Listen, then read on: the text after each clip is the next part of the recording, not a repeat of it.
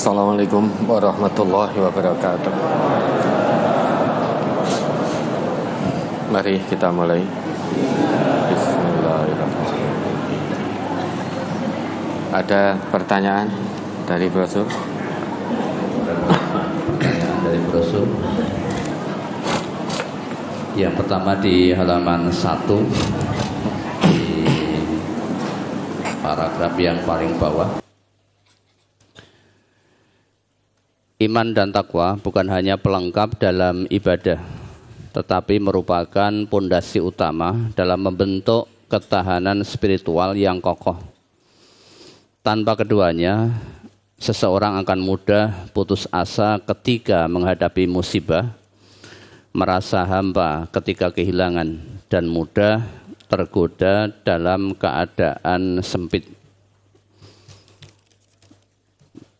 Pertanyaan: apakah ketahanan spiritual seseorang hamba itu berbanding lurus dengan ma'rifatullah?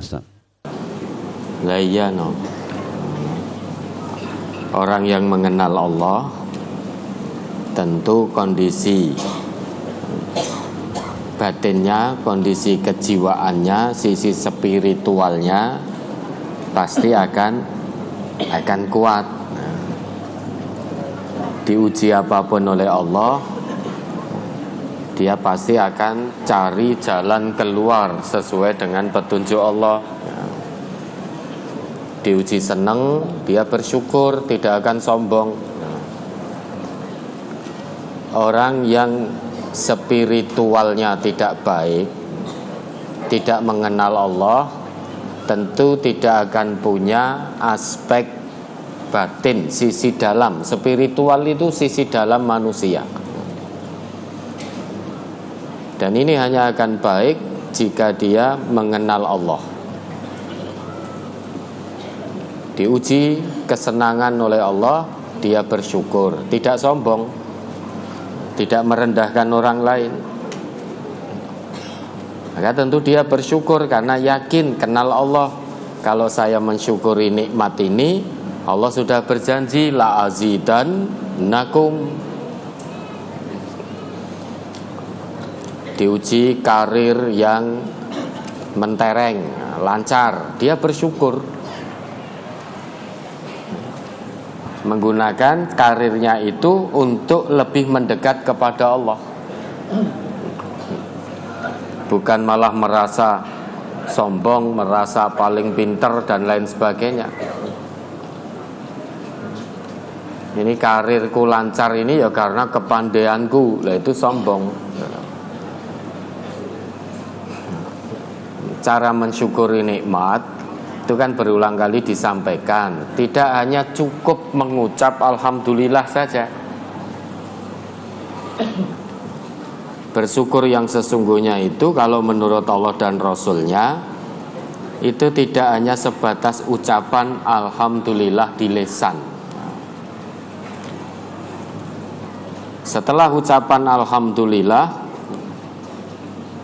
syukur yang sejati yaitu menggunakan kenikmatan itu sesuai dengan fungsi yang telah Allah gariskan. Diuji dengan jabatan, diuji dengan kedudukan, diuji dengan kekayaan, diuji dengan kesenangan, dengan kesehatan, bersyukur. Gunakan kedudukannya untuk membela agama Allah. Gunakan kekuasaannya untuk menegakkan keadilan dan kebenaran agama Allah.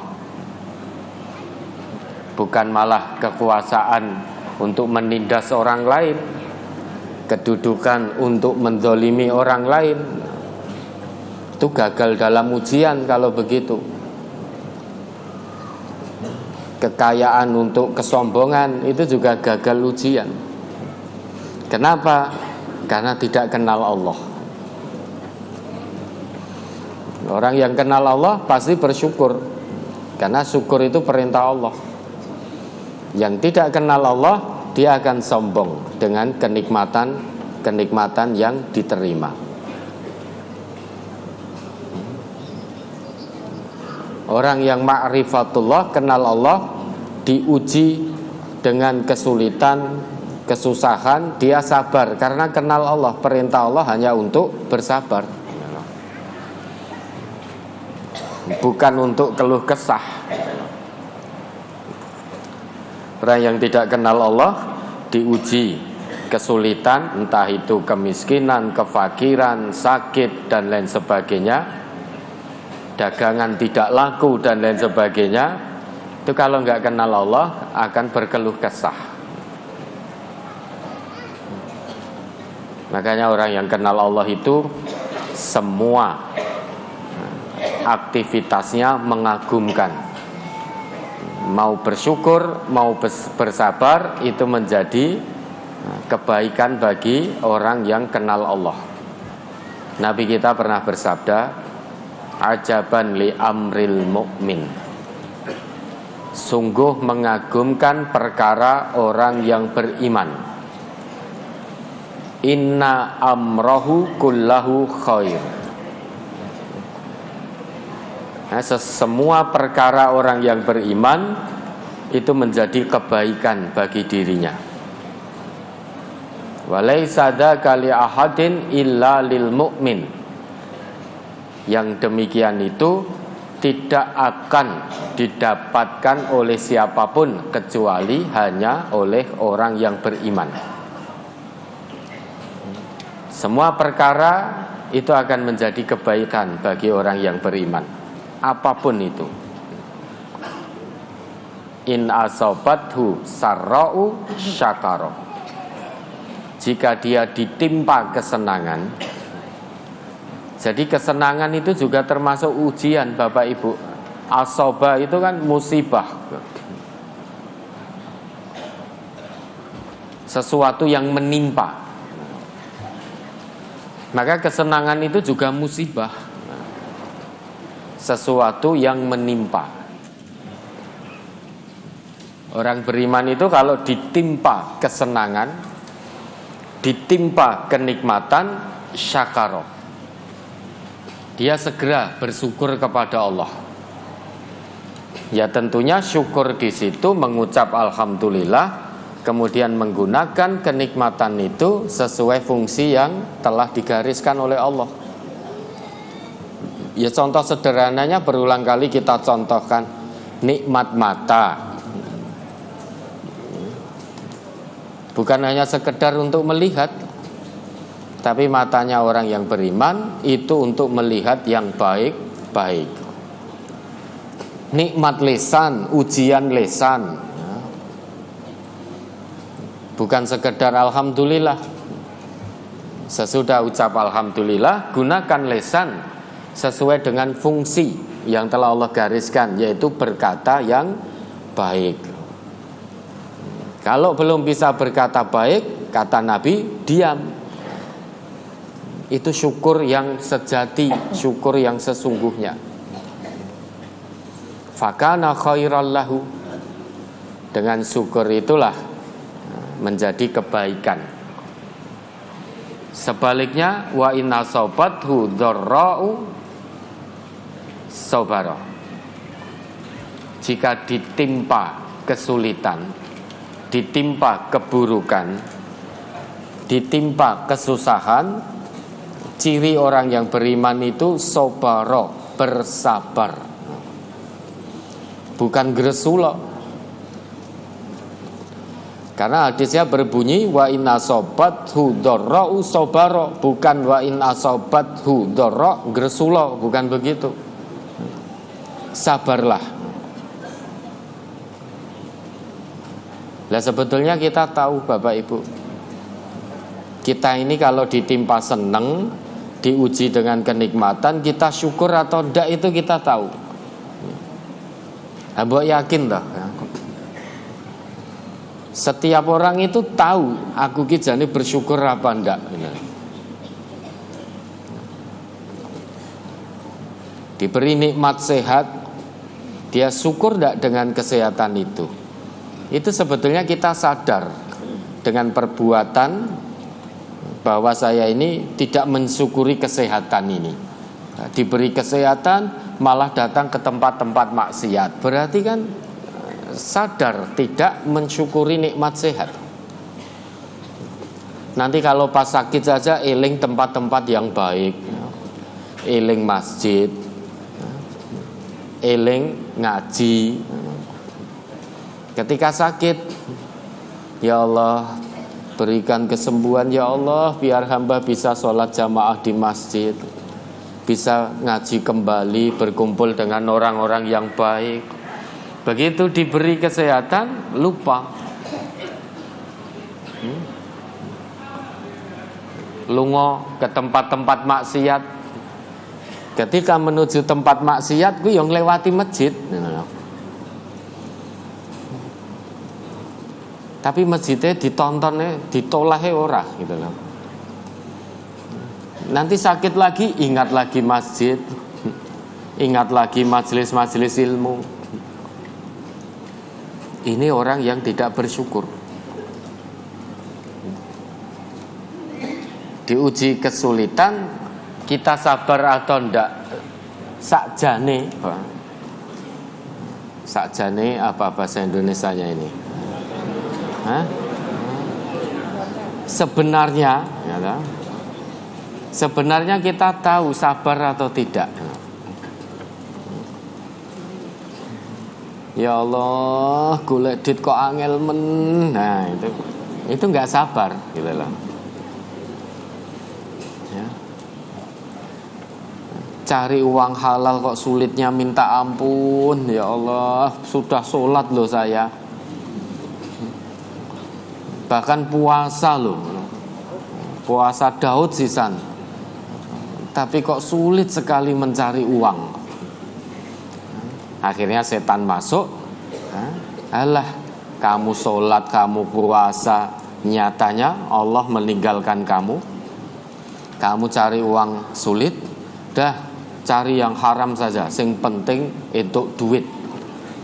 Akhirnya riba lagi pokoknya, ya dah. Ya, biar sing tetap pengen riba, biar Ahad gak datang ke sini. Yang datang ke sini yang memang punya azam mau tobat nasuha dari riba. Nanti yang pengen tetap riba, biar anyel dengan pengajian ini. Alah nek teko dina Ahad kae mung riba tok. Ya, kalau diuji kesulitan itu Bapak Ibu, kewajiban kita sebagai hambanya yang muslim mengenal Allah itu hanya bersabar. Sabar di situ sabar aktif loh ya. Bukan sabar pasif. Kalau sabar pasif itu tidak mau berusaha, tidak mau bergerak untuk lepas dari kesulitan. Sabar aktif itu mau bergerak, lepas dari kesulitan, berdoa kepada Allah, istiqomah, dan yakin Allah akan beri jalan keluar, makhraj. Syaratnya hanya satu kok. Untuk dapat solusi dari Allah, keluar dari apapun kesulitan hidup kita, syaratnya itu hanya satu, yaitu takwa. Wa may yattaqillaha yaj'al lahu makhraja wa yarzuqhu min haitsu la yahtasib. Janji Allah begitu. Siapapun orangnya, tidak peduli laki-laki atau perempuan, tua atau muda atau remaja, kaya atau miskin, kalau dia bertakwa kepada Allah, yaj'al lahu makhraja. Janji Allah akan senantiasa menjadikan jalan keluar untuk dirinya. Wa yarzuqhu min haitsu la yahtasib. Memberikan jalan keluar sebagai rezeki dari arah yang tidak pernah disangka-sangka. Syaratnya hanya satu, takwa. Maka kalau kita dapat kesulitan, ujian kesulitan, kok sepertinya buntu, tidak ada jalan keluar, cek ketakwaan kita, cek sholat kita. Sholat kita sudah benar apa kurang benar? Jangan-jangan sholat kita ini hanya sekedar isqatul wajib, penggugur kewajiban, belum tanha anil fahsya wal mungkar, belum mencegah kita dari perbuatan keji dan mungkar. Hanya sebatas penggugur kewajiban. Kewajiban orang Islam salat, tetapi meski dia salat, dia tidak paham makna dari sholat itu sendiri. Meski sholat, ya terus maksiat karena tidak paham fungsi dari sholatnya. Maka perlu dicek ya, sholat kita ini. Kalau ujian kesulitan kok sepertinya buntu, tidak pernah ada solusi, tidak pernah ada jalan keluar. Padahal janji Allah itu hamba yang bertakwa akan diberi solusi, jalan keluar di semua kesulitan. Datang satu kesulitan, datang pula jalan keluar yang banyak. Selesai satu kesulitan sebagai ujian, datang lagi kesulitan sebagai ujian iman berikutnya. Tapi Allah juga sudah kirimkan jalan keluar yang banyak. Satu kesulitan, ada banyak jalan keluar dari Allah. Syaratnya takwa. Kalau kita punya satu masalah seperti tidak ada jalan keluarnya, datang masalah kedua, datang masalah ketiga, keempat dan seterusnya, seperti tidak pernah ada jalan keluar. Ayo kita kembali cek ya, kedekatan kita kepada Allah. Coba Al-An'am 43.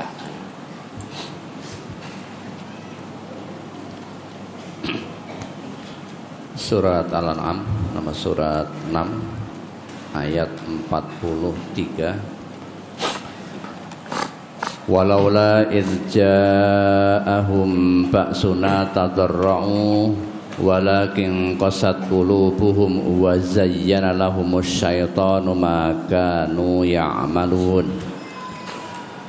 Maka mengapa mereka tidak memohon kepada Allah dengan tunduk merendahkan diri ketika datang siksaan kami kepada mereka? Bahkan hati mereka telah menjadi keras dan setan pun menampakkan pada mereka kebagusan apa yang selalu mereka kerjakan. Yalah, kalau kita diuji kesulitan, kesusahan, entah itu sakit, entah itu di PHK, entah itu dagangan tidak laku, apapun bentuk kesulitannya, entah itu kesulitan dalam rumah tangga, hubungan suami istri yang tidak harmonis, maka solusi dari Allah di ayat ini datang kepada Allah dengan merendahkan diri. Falaula idz ja'ahum ba'suna tadarra'u. Kenapa mereka tidak memohon kepada Allah dengan tunduk, dengan merendahkan diri? Idz ja'ahum ba'suna tadarra'u, ketika ujian kesulitan kami menimpa mereka. Kenapa tidak datang kepada kami, yaitu Allah, tidak mendekat kepada kami, tidak yakin kepada kami bahwa kami punya banyak jalan keluar, tidak memohon kepada kami, tapi yang dilakukan malah sebaliknya, hatinya semakin keras, semakin gresullah, semakin jauh dari Allah, semakin tidak yakin dengan Allah. Allah itu punya segalanya, semua jalan keluar itu yang punya hanya Allah. Yakin tidak kita dengan jalan keluar dari Allah? Kalau yakin, datang mendekat kepada Allah, perbaiki ibadahnya, perbaiki akhlaknya. Hubungan dengan Allah perbaiki, kuatkan lagi. Hubungan sesama manusia perbaiki. Ibadah, muamalah perbaiki semuanya. Penyakit hati bersihkan total. Yang namanya penyakit hati jangan dirawat, harus segera dibersihkan. Itulah takwa. Maka ketahanan spiritual seseorang berkaitan sejauh mana dia mengenal Allah. Spiritual berkaitan dengan mental seseorang. Orang itu kalau mentalnya tidak mau dididik dengan Quran, tidak mau dididik dengan sunnah, mentalnya amburadul, jauh dari kebenaran. Karena fungsi mental, sisi dalam manusia ini ya, itu fungsinya menjadikan dia dekat kepada Allah dan baik hubungannya dengan Allah dan sesama. Lah spiritual ini ada komponen-komponennya. Yang pertama akal. Coba itu Al-Baqarah ayat 73. Ini komponen dari mental itu sendiri. Surat Al-Baqarah ayat 73. Faqul nadribuhu bi ba'dihha kadzalika yuhyillahul mauta wa yuriikum ayatihi la'allakum ta'qilun. Lalu kami berfirman, pukullah mayat itu dengan sebagian anggota sapi betina itu. Demikianlah Allah menghidupkan kembali orang-orang yang telah mati dan memperlihatkan padamu tanda-tanda kekuasaannya agar kamu mengerti. Iya dah, ada notnya enggak? Menurut jumhur mufassirin, ayat ini ada hubungannya dengan peristiwa yang dilakukan oleh seorang dari Bani Israel. Masing-masing mereka tuduh-menuduh tentang siapa yang melakukan pembunuhan itu. Setelah mereka membawa persoalan itu kepada Nabi Musa alaihissalam, Allah menyuruh mereka menyembelih seekor sapi betina agar orang yang terbunuh itu dapat hidup kembali dan menerangkan siapa yang membunuhnya setelah dipukul dengan sebagian dari tubuh sapi itu. Orang yang mengenal Allah tentu dia yakin dengan kemahakuasaan Allah. Di sini Allah perintahkan pada Nabi Musa agar menyembelih sapi, kemudian dengan sebagian tulang dari sapi, orang yang mati terbunuh tadi dipukul dengan sebagian dari sapi yang terbunuh, orang itu akan hidup kembali atas kuasa Allah. Dan orang itu akan ngomong siapa yang membunuhnya. Nah, ini orang kalau tidak yakin, tidak kenal Allah, membaca ayat ini pasti akan menjadikan ayat ini sebagai bahan olok-olok. Spiritualnya tidak baik, akalnya rusak. Masa bisa orang yang telah mati dipukul dengan tulang sapi kok hidup lagi? Tapi kalau orang yang mentalnya baik, akalnya baik, dia menyadari hal seperti ini sangat mudah bagi Allah.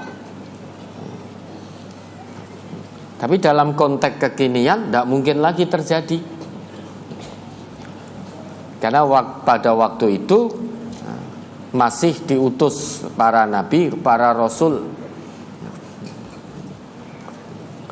sehingga kaum para nabi dan rasul itu butuh pembuktian. Maka salah satunya Allah perintahkan pada Nabi Musa ini, kuwi nek do bantah-bantahan sapa sing mateni, hei Musa, sembelihlah sapi, kemudian pukulkan Dari sapi itu sebagian pada orang yang telah mati tadi, dia akan hidup dan akan ngomong siapa yang membunuh. Yang menghidupkan siapa? Allah. Itu orang yang mentalnya baik, akalnya baik, dia yakin dengan kemahakuasaan Allah. Maka spiritual itu meliputi satu, akal. Fungsi akal itu apa toh? Memahami hakikat kebenaran yang akan menuntun seseorang menuju keimanan kepada Allah. Itu fungsi akal. Kita diberi akal oleh Allah itu agar kita bisa memahami hakikat kebenaran yang datangnya dari Allah dan menuntun kita kepada keimanan. Itu akal. Komponen pertama dari ketahanan spiritual seseorang, mental seseorang. Fungsi akal yang kedua, akal itu akan menjadikan seseorang punya moral. Jadi akal itu daya dorong bermoral. Fungsi akal kedua, orang yang tidak punya moral, tidak punya akhlak, tidak punya etika, berarti dia tidak punya akal. Karena fungsi akal menurut Allah salah satunya menjadi daya dorong bermoral. Coba Al-An'am 151. Surat Al-An'am ayat 151.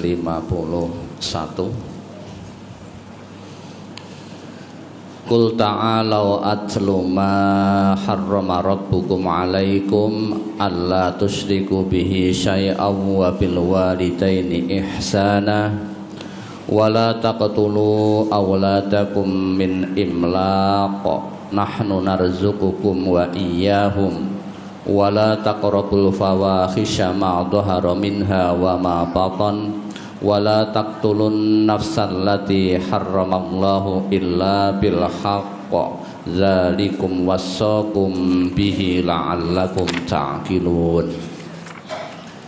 Katakanlah, marilah kubacakan apa yang diharamkan atas kamu oleh Tuhanmu, yaitu janganlah kamu mempersekutukan sesuatu dengan Dia. Berbuat baiklah terhadap kedua orang ibu bapak. Dan janganlah kamu membunuh anak-anak kamu karena takut kemiskinan. Kami akan memberi rezeki kepadamu dan kepada mereka. Dan janganlah kamu mendekati perbuatan-perbuatan yang keji, baik yang nampak di antaranya maupun yang tersembunyi. Dan janganlah kamu membunuh jiwa yang diharapkan Allah membunuhnya, melainkan dengan sesuatu sebab yang benar. Demikianlah itu yang diperintahkan oleh Tuhanmu kepadamu, supaya kamu memahaminya. La'allakum ta'qilun. Ayat-ayat tadi kan ditutup oleh Allah, la'allakum ta'qilun, agar kami itu berpikir, agar kami itu berpikir dengan akal sehatmu. Dari ayat ini, Bapak dan Ibu, kita bisa mengambil pelajaran bahwa akal salah satu fungsinya sebagai daya dorong bermoral. Tidak menyekutukan Allah, itu kan moral, itu kan akhlak. Terus kemudian berbakti kepada kedua orang tua, itu moral. Hanya orang yang berakal sehat saja, yang akalnya salim saja, yang tidak menyekutukan Allah, yang berbakti kepada kedua orang tua, tidak mendolimi orang lain, tidak membunuh anak-anak karena takut kemiskinan, tidak menumpahkan darah orang lain tanpa alasan yang dibenarkan oleh agama, dan kemudian yakin bahwa Ar-Razzaq itu Allah, kemudian menjauhkan diri dari perbuatan keji maupun mungkar, baik yang tampak maupun yang sembunyi-sembunyi. menjauhkan diri dari perbuatan dosa, baik yang dilakukan secara terang-terangan maupun sembunyi-sembunyi. Itu kan moral. Jujur itu kan moral, akhlak. Tidak menyembunyikan kebenaran itu kan akhlak, moral. Tidak mencampur adukkan antara yang hak dengan yang batil itu kan akhlak. Tidak mendolimi orang lain, tidak menganiaya orang lain, itu kan moral. Nah, dari Al-An'am 151 ini berarti Allah beri kita akal sebagai ujian. Apakah kita akan jadi hambanya yang bermoral atau tidak bermoral? Kalau dia mensyukuri betul, kita mensyukuri betul nikmat akal ini, tentu kita akan jadi manusia yang bermoral.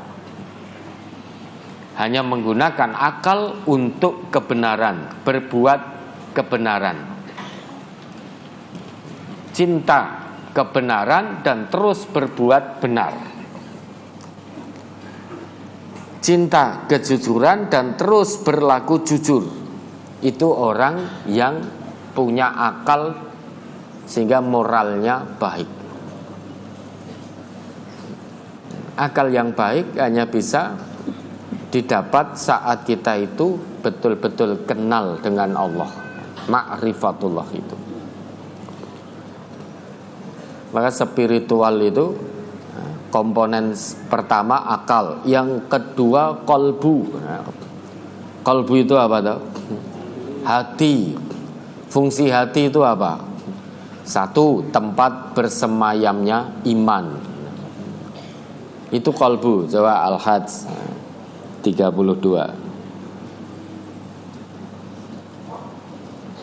Surat Al-Hajj nama surat 22 ayat 32. Zalika wa may yu'azzim sya'airallahi fa innaha min taqwal qulub. Demikianlah perintah Allah, dan barang siapa mengagungkan syiar-syiar Allah, maka sesungguhnya itu timbul dari ketakwaan hati.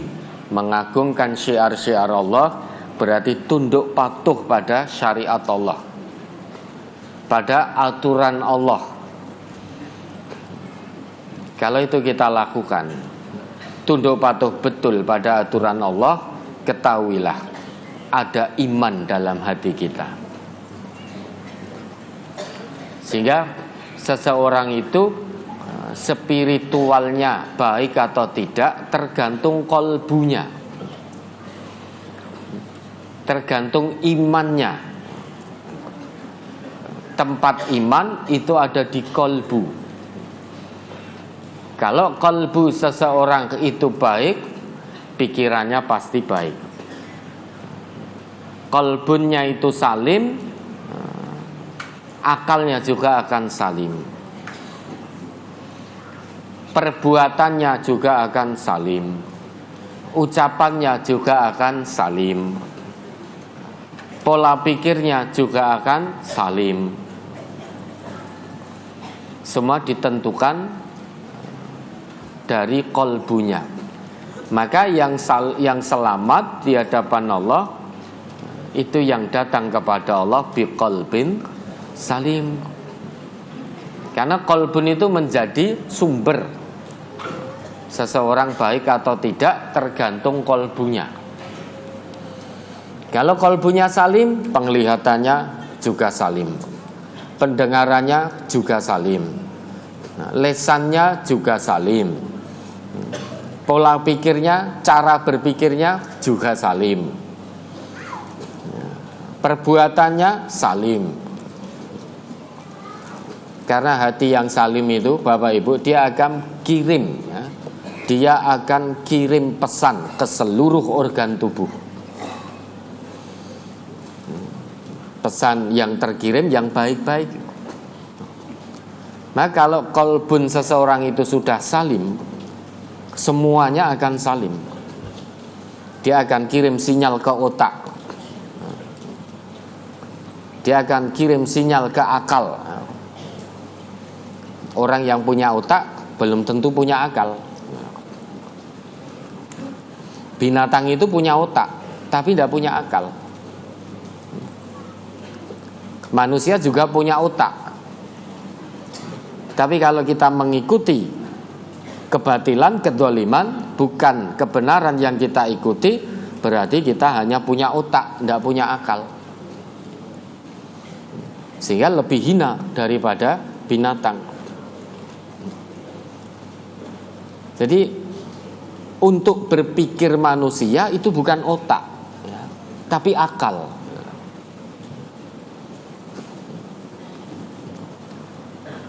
Kalau tempat berpikir itu otak, ya mestinya binatang bisa berpikir. Binatang juga punya otak, gitu. Malah otaknya jenengan dahar kok.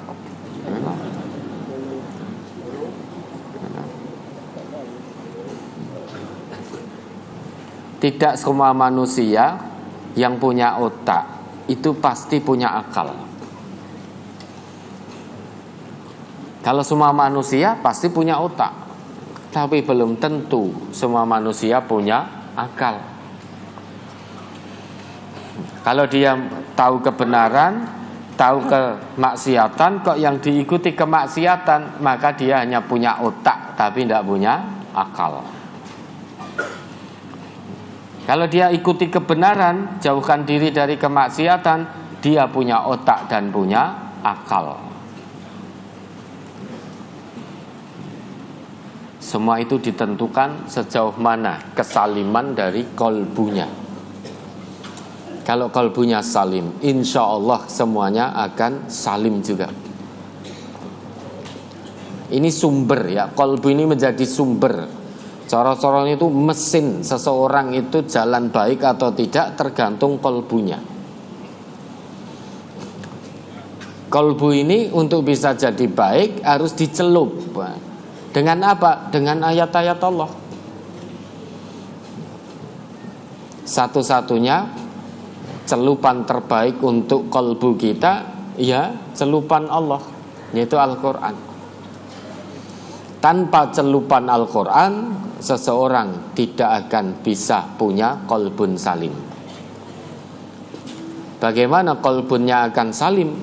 Wong jauh dari Al-Quran, jauh dari ayat-ayat Allah, tidak ada celupan dari Quran, dari sunnah Rasulullah. Gimana mau menjadi baik kolbunnya? Karena kolbun itu tempat bersemayamnya iman seseorang.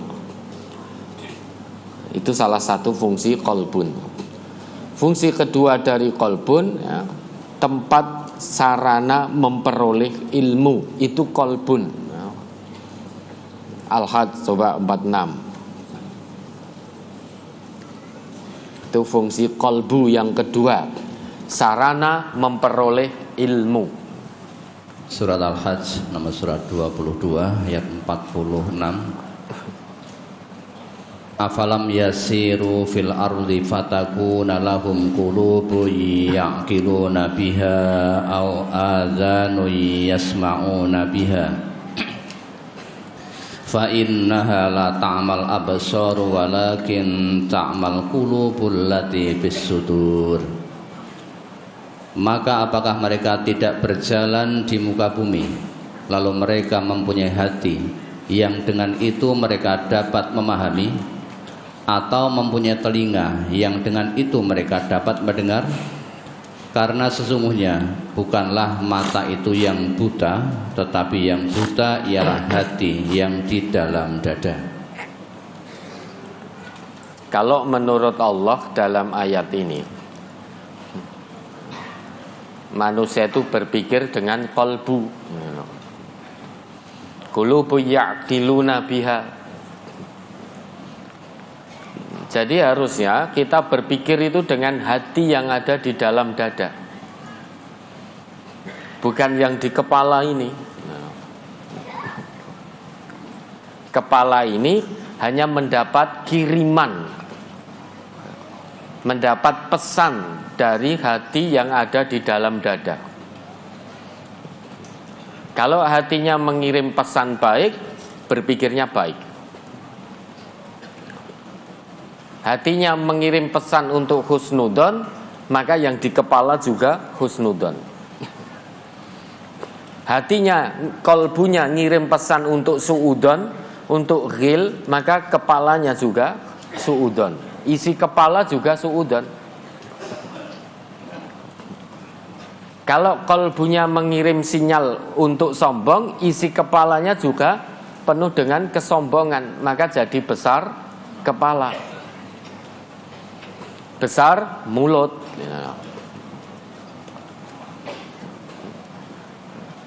Lah, hati yang berpikir itu, dia berpikir berdasar petunjuk Allah dan tuntunan Rasulullah. Itu kolbun yang berpikir itu begitu.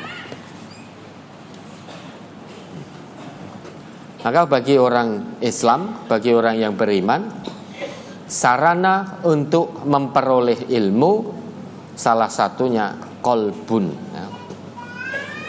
Karena salah satu fungsi kolbu itu sebagai sarana memperoleh ilmu.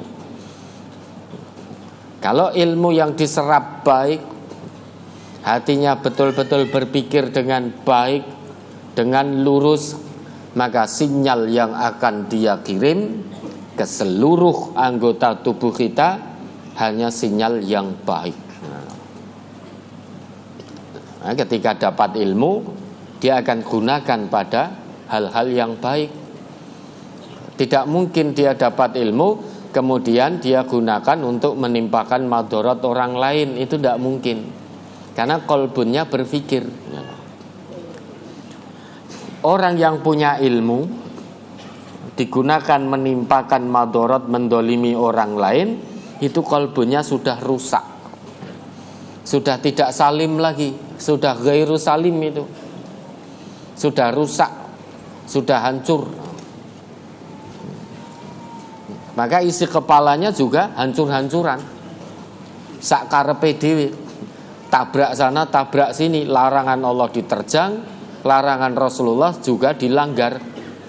Itu karena kolbunya sudah hancur, sudah rusak, sehingga sinyal yang terkirim hanya masalah kedoliman, kebatilan, kerusakan, kesombongan, keangkuhan, kecongkaan. Hanya itu yang ada di isi kepalanya, sehingga tidak bisa berpikir untuk kebaikan orang lain.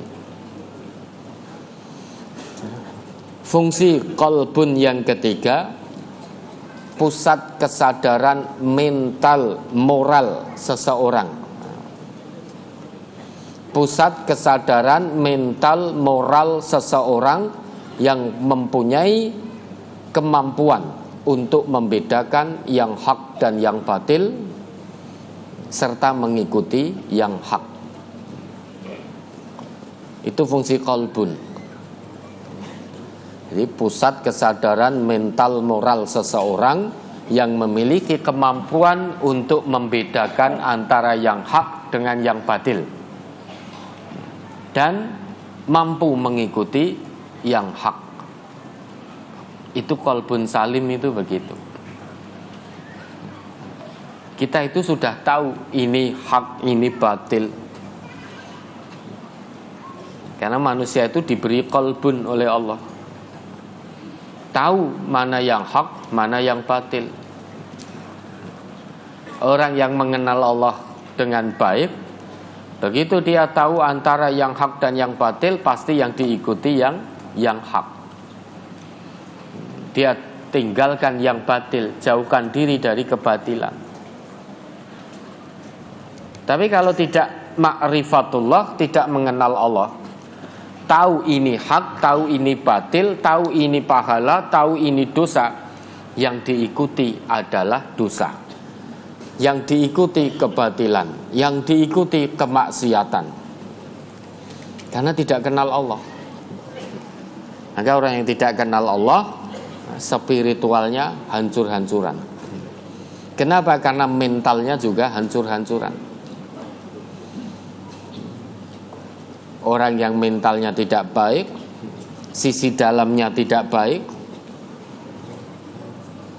maka tentu dia tidak akan mau tunduk patuh kepada Allah dan Rasul-Nya. Dia hidupnya menjadi budak hawa nafsu. Ya, kita orang Islam jangan begitu. Quran sudah Allah turunkan, Rasulullah sudah Allah utus untuk menjelaskan isi kandungan Al-Quran, untuk membimbing umat manusia, mengeluarkan manusia dari jahiliyah menuju iman dan takwa. Quran diturunkan, Rasul diutus agar manusia itu mengenal Allah. Maka tidak ada alasan bagi kita untuk tidak kenal Allah. Mari untuk lebih kenal Allah, dalami Quran, kaji Quran, kaji sunnah, tuntunan Rasulullah. Ikuti dengan baik, tunduk patuh di hadapan Quran dan sunnah. Jangan menawar di hadapan Quran dan sunnah. Quran dan sunnah itu bukan untuk ditawar, tapi untuk diamalkan. Karena agama ini hanya ada dua: satu, if'al, kerjakan; dua, la taf'al, jangan kerjakan. Kalau itu perintah Quran dan sunnah, sudah, tidak usah pikir panjang, bismillah, kerjakan secara maksimal. Kalau itu larangan dari Quran dan sunnah, sudah, tidak usah berpikir panjang-panjang, jangan kosek-kosek lagi, bismillah, segera tinggalkan larangan Quran dan sunnah itu. Riba itu larangan Quran atau sunnah? Quran dan sunnah. Wes ndak usah kosek-kosek. Langko nek hijrah dari riba, makanku piye? SPP anakku gimana? Cicilan rumahku gimana? Ini gimana? Itu kosek-kosek namanya. Sesudah tahu riba itu larangan Quran dan sunnah, bismillah, bulatkan tekad karena Allah, hijrah dari riba. Mohon petunjuk pertolongan kepada Allah. Jangan ditunda-tunda. Karena kalau kita menunda-nunda dari riba, engkosek, masih menikmati riba, sesok mati. Mati dalam keadaan belum tobat, belum hijrah dari riba. Maka jadi ashabu jahannam itu, penghuni jahannam. Ya, kalau itu larangan Quran dan sunnah, jangan ditawar lagi. Segera, bismillah, tinggalkan karena Allah. Ya, tentu ada kaitannya ya, ketahanan spiritual, mental, moral seseorang itu ada kaitannya dan berhubungan langsung dengan sejauh mana dia mengenal Allah. Ada lagi? Ya, sebelum dilanjutkan pertanyaan, ada panggilan. Mohon maaf Ustadz, kami izin mendahului karena Pak Lek saya meninggal dunia. Innalillahi. Kemudian kepada Ibu Sulastri dari Pelupuh 2 ditunggu suami di tempat parkir. Ibu Sulastri dari Pelupuh 2 ditunggu suaminya di tempat parkir. Ya, boleh. Ya. Berikutnya pertanyaan di halaman 2. Dalam pandangan Islam, kesulitan bukanlah azab semata, melainkan ujian yang dapat membawa kebaikan jika disikapi dengan benar. Ini mohon dijelaskan.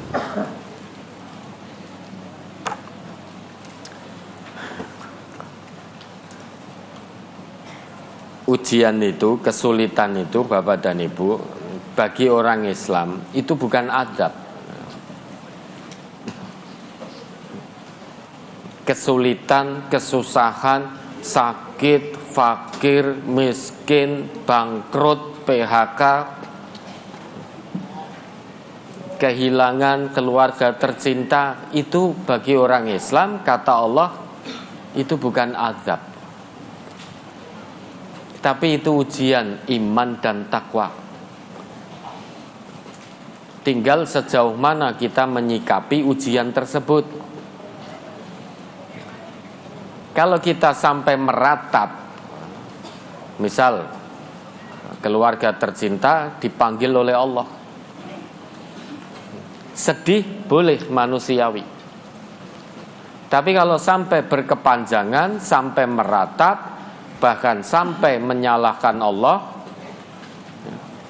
itu sudah bukan lagi ujian, tapi berubah menjadi azab.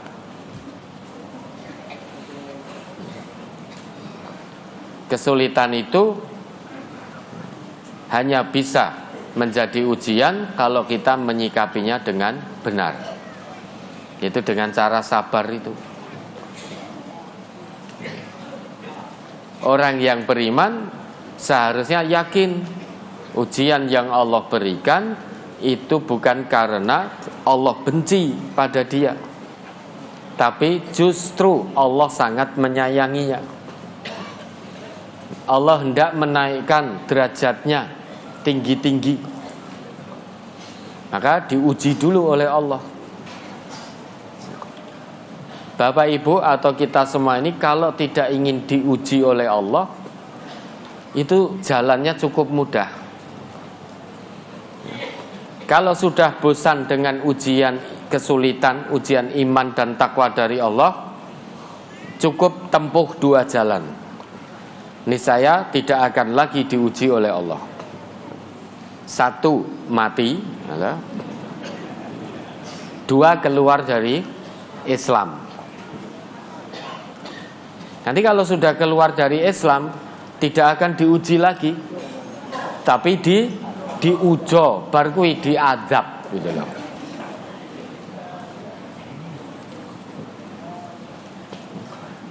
Jalannya hanya dua itu.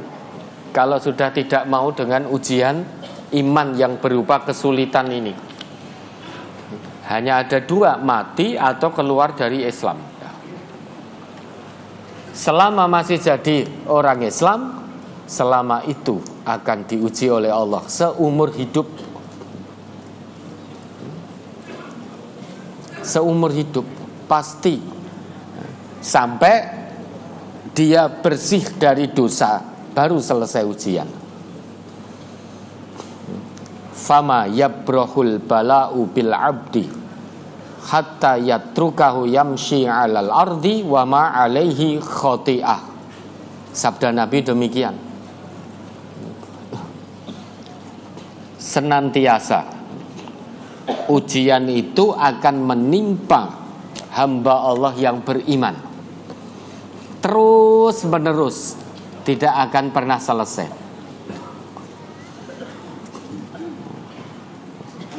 Selesai dari ujian pertama, akan datang ujian keimanan yang kedua. Selesai dari ujian keimanan kedua, datang ujian iman yang ketiga. Selesai ujian iman ketiga, datang lagi ujian iman dari Allah yang keempat, kelima, keenam, ketujuh, dan seterusnya seumur hidup. Selesainya kapan? Selesainya kalau dosa orang itu sudah habis karena sabar menghadapi ujian. Kan ujian kesulitan itu jadi kafaroh, penggugur dosa, kalau dia sabar. Itu sabda Nabi demikian.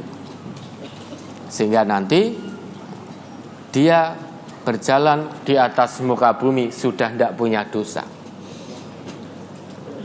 Jadi pelajaran yang bisa kita ambil dari sabda Rasulullah tersebut, ujian kesulitan dari Allah ini, ketahuilah, itu juga sebagai kabar gembira bagi kita, karena dosa kita digugurkan oleh Allah sampai nanti kita bersih total dari dosa.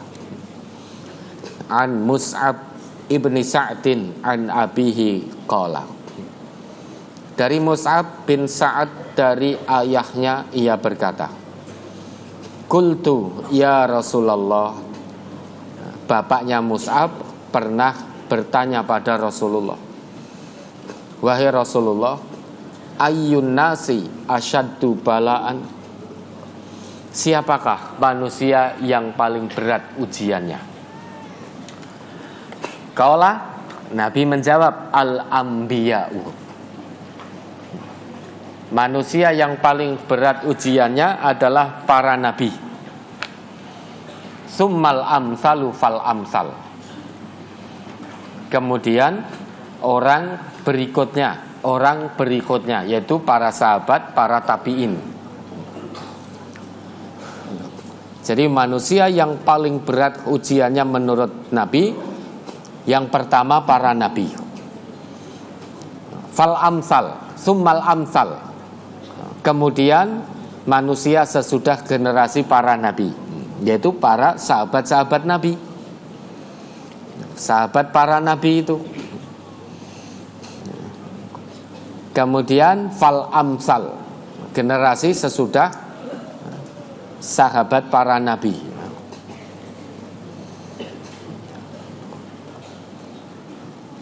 Yubtalar rajulu ala hasabi dinihi, seseorang itu akan diuji sesuai kadar kekuatan agamanya. Fa in kana fi dinihi sulban ishtadda balauhu, jika seseorang itu agamanya kuat, ketundukan kepatuhannya kepada Allah dan Rasul itu kuat, kokoh, mengutamakan akhirat daripada dunianya, ishtadda balauhu, ujiannya pasti sangat berat. Itu kata Nabi begitu. Wa in kana fi dinihi riqqatun ubtuliya ala qadri dinihi,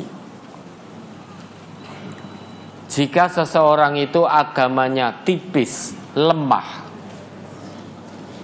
tidak kokoh, maka dia akan diuji sesuai kadar agamanya. Tentu tidak seberat yang imannya kokoh tadi. Lah kira-kira pilih diuji berat atau pilih diuji ringan? Kalau kita disuruh milih Bapak Ibu, karena pilihannya hanya dua kok. Istada balauhu atau ubtuliya ala qadri dinihi. Ujian yang berat ini hanya Allah peruntukkan bagi hambanya yang agamanya solep, kokoh. Ujian ringan itu hanya Allah peruntukan bagi hambanya yang agamanya rikoh, tipis sekali, lemah sekali. Pilihannya hanya dua berdasar hadis ini. Iman kita pilih solbun atau rikotun. Kalau kita memilih iman yang solb, yang kokoh, harus siap dengan istada bala tadi, dengan balaun syadidun, dengan ujian yang sangat berat, harus siap. Karena keimanan yang kokoh pasti ujiannya akan berat. Kenapa berat? Karena dia punya iman yang kokoh. Meski berat ujiannya, imannya itu kokoh, sehingga tidak mungkin tidak lulus ujian yang berat. Wong punya keimanan yang kokoh. Tapi kalau imannya rikoh, tipis, diuji ringan sekalipun bisa gagal ujian. Wong tipis. Tipis itu berarti mintip-mintip gitu loh. Antara hidup dan mati, iman itu antara mau masuk atau mau keluar, bukan yasdad wa yangkus lagi, bukan bertambah dan berkurang lagi, tapi yadkhul wa yakhruj, masuk dan keluar. Itu yang imannya rikoh. Kalau sudah rikoh, diuji dengan ujian yang ringan saja, imannya lepas sudah. Kalau sudah lepas, bagaimana mau masuk lagi? Kalau masih yangkus, berarti masih di dalam iman, hanya sedang berkurang. Nah, kalau sedang berkurang tinggal ditambah. Tapi kalau iman sudah yakhruju, sudah keluar dari hati, gimana mau memasukkan? Karena nggak ada yang jual iman. Nah, kira-kira pilih yang solbun atau yang rikotun? Kalau kita dihadapkan dua pilihan itu, Bapak Ibu, pun jawab jujur saja. Ya. Kita ini pilih solbun atau rikotun?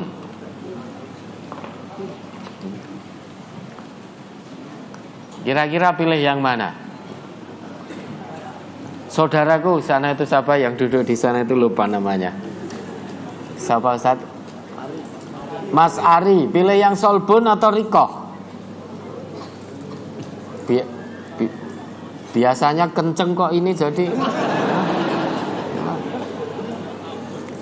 Pilih iman yang kokoh atau yang tipis?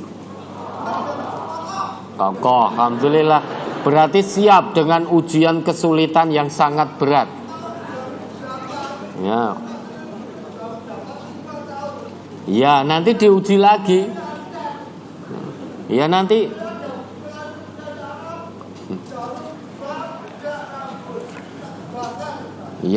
nanti akan diuji lagi dengan yang berat lagi, ya.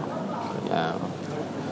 Kira-kira kita pilih kokoh, solbun itu, atau rikoh, ringan, tipis? Yang kokoh atau yang tipis, Bapak Ibu? Nah, kalau sudah milih yang kokoh, konsekuensi logisnya itu balaknya akan syadid, ujiannya akan berat. Nabi yang ngendiko. Tapi kalau imannya rikoh, ya, itu bisa jadi nanti diujo gitu loh. Bisa diujo, maka hilang keimanannya. Fama yabrahul bala'u bil abdi hatta yatrukahu yamshi 'alal ardi wa ma 'alaihi khati'ah.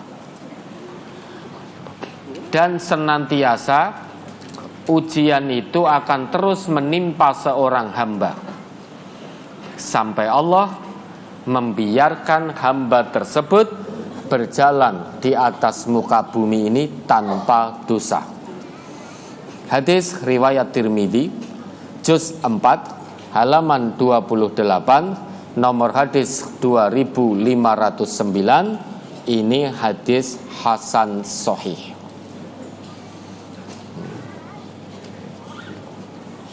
Maka ujian itu berbanding lurus dengan keimanan seseorang. Nah, tentu kita bersyukur. Selain bersabar, kita bersyukur Allah masih berkenan menguji kita, menguji keimanan kita, menguji ketakwaan kita dengan kesulitan demi kesulitan. Justru kita harus prihatin kalau ternyata Allah tidak berkenan lagi menguji kita.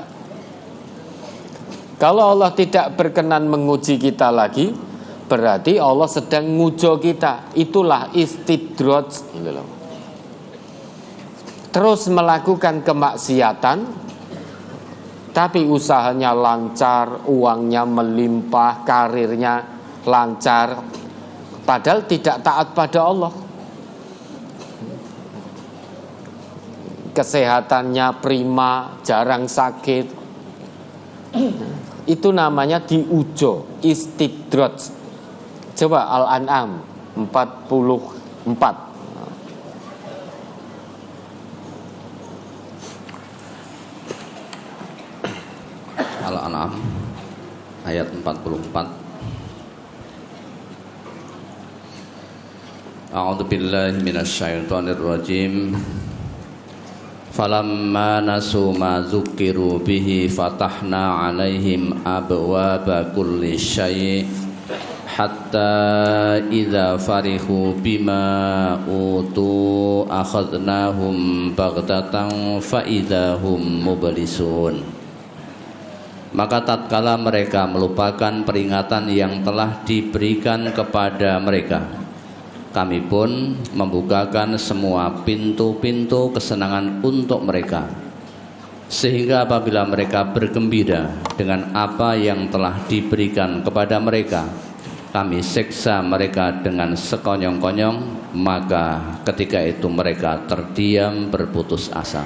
Nah, ini kan diujo. Ini kan istidraj. Tidak mau tunduk pada peringatan Allah, peringatan Quran, peringatan Rasulullah, tidak mau tunduk, terus bermaksiat. Maka Allah akan buka semua pintu-pintu kesenangan. Kesehatannya prima, tidak pernah sakit, kekayaannya melimpah, golek duit gampang banget itu loh.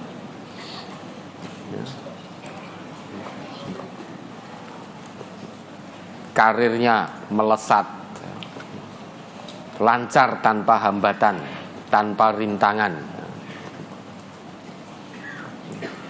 Padahal dia terus maksiat, tidak tunduk pada peringatan Allah, tidak mau mengikuti Quran, tidak mau mengikuti tuntunan Rasulullah, tapi kok lancar sak kabehane. Nah, itulah diujo. Istidraj. Fatahna alaihim abwaba kulli syai'. Kami buka semua pintu kesenangan untuk dirinya. Tapi ingat, hatta idza farihu bima utu, ketika mereka itu sedang menikmati pintu-pintu kesenangan itu, tiba-tiba akhadnahum baghtah, datang azab Allah dengan tiba-tiba, sekonyong-konyong. Baghtah itu secepat kilat, lebih cepat daripada kedipan mata. Itu baghtah. Tidak pernah diperkirakan sebelumnya oleh manusia. Tidak pernah ada tanda-tanda akan turun azab. Tiba-tiba Allah turunkan azabnya. Itu baghtah namanya. Ketika azab itu datang, orang yang istidraj tadi, diujo tadi, tidak bisa berbuat apa-apa selain mublisun, terdiam berputus asa. Terputus dari kesenangan dunia yang selama ini terus dia banggakan. Terputus dari semua pintu kesenangan yang selama ini dia terus berada di pintu-pintu kesenangan tersebut. Meski kesenangan itu bertentangan dengan aturan Allah dan Rasul, dia menikmati betul pintu-pintu kesenangan itu. Begitu datang azab, dia sadar bahwa tidak bisa lagi menikmati kesenangan dunia. Maka yang terjadi hanya terdiam berputus asa. Ternyata janji Allah itu nyata adanya. Ternyata aku ya iso mati gitu loh. Orang istidraj itu kan rumangsane urip terus. Ya.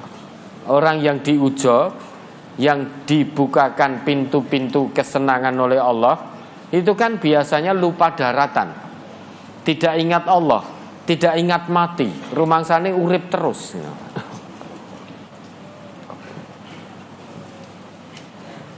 Maka begitu datang azab, dia terdiam berputus asa.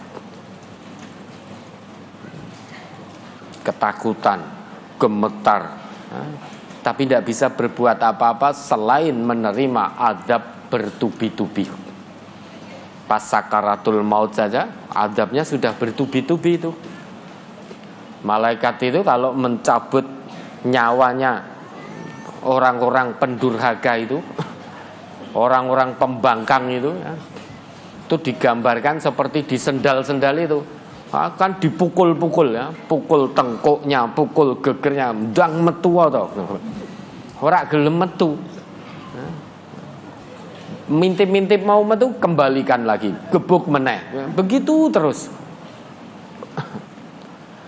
Bahkan digambarkan oleh Nabi dalam sebuah sabda beliau, tercabutnya nyawa pembangkang, pendurhaka, kafir, musyrik, munafik.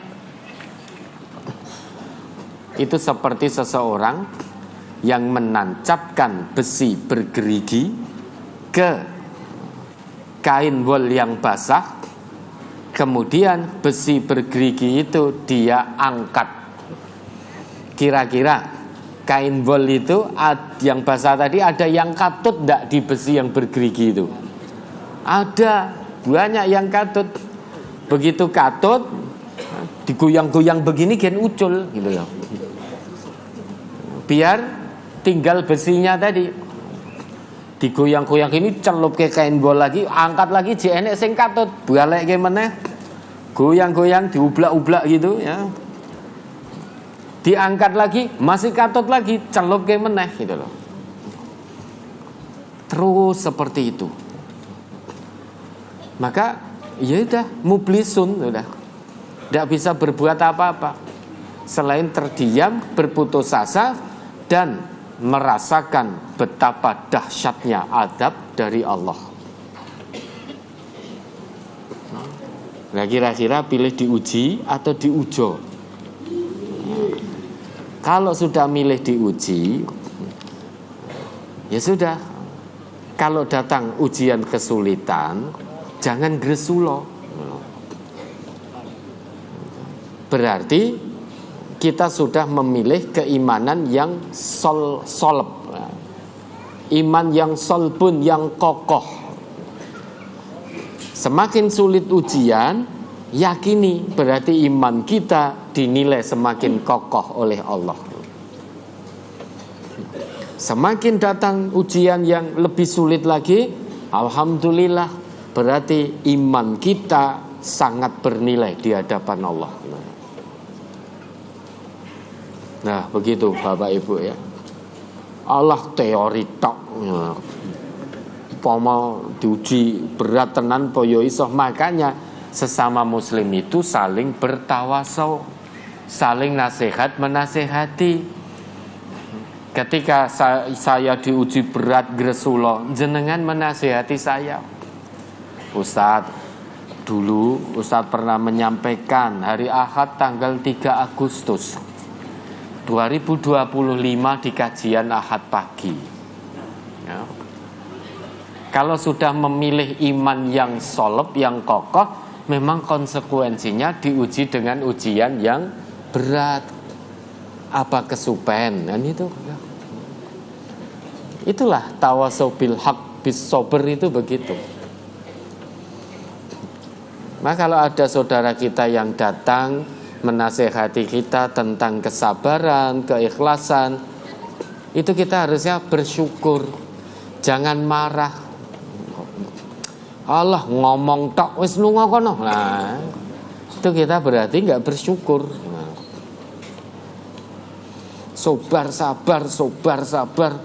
sabar panganan opo. Nah, wong perintah Allah itu tawasau bis sober kok.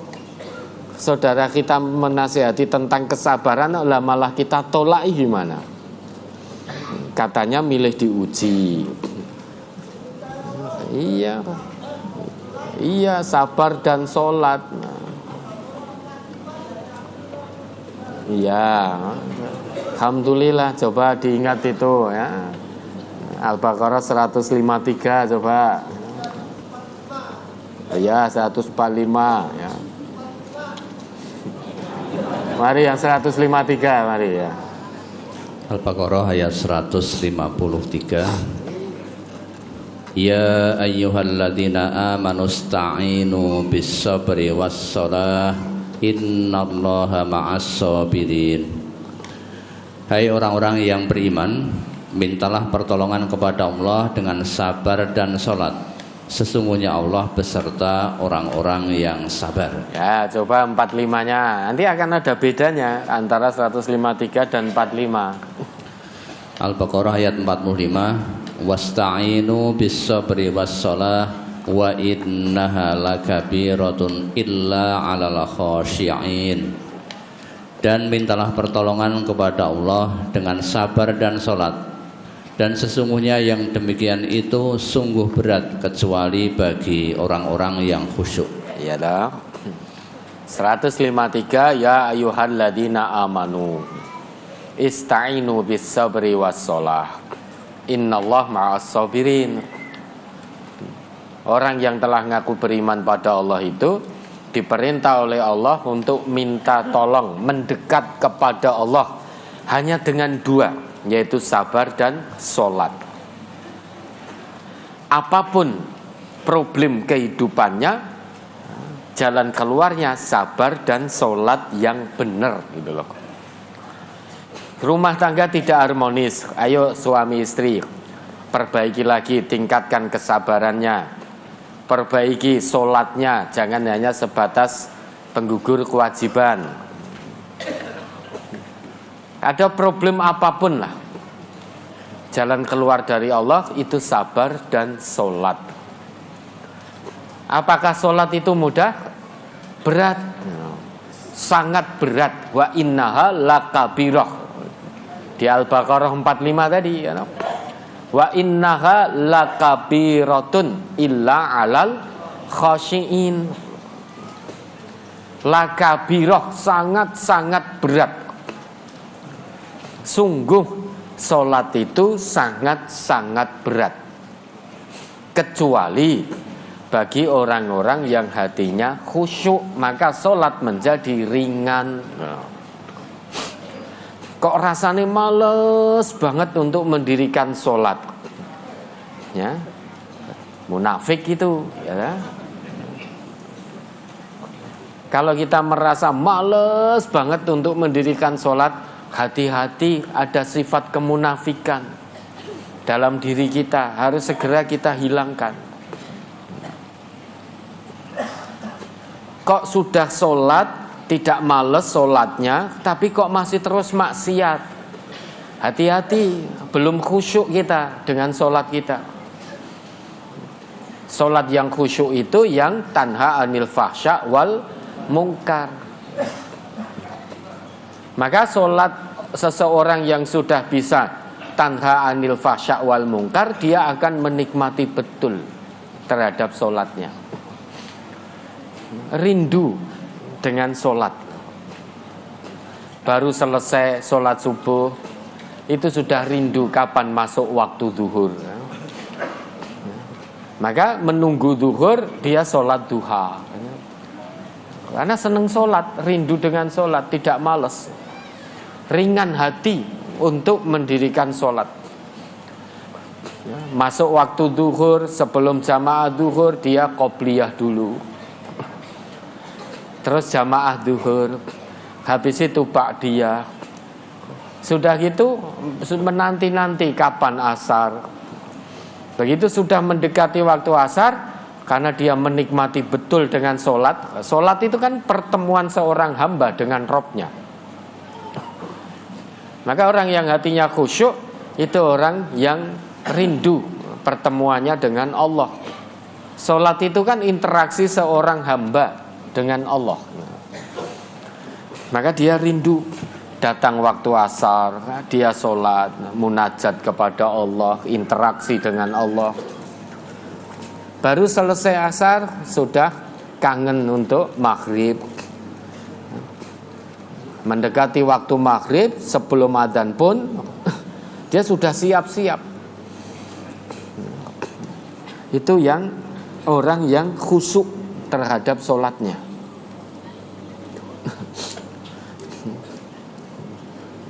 Nanti sesudah rawatib, sholat maghrib, sudah selesai, dan setelahnya sudah rindu dengan panggilan sholat isya, qobliyah, isya, ba'diyah. Menunggu sampai subuh panjang sekali. Dia senang sholat, khusyuk, menikmati betul dengan sholatnya, menikmati betul pertemuannya dengan Allah, munajatnya kepada Allah. Maka bangun sepertiga malam, qiyamul lail.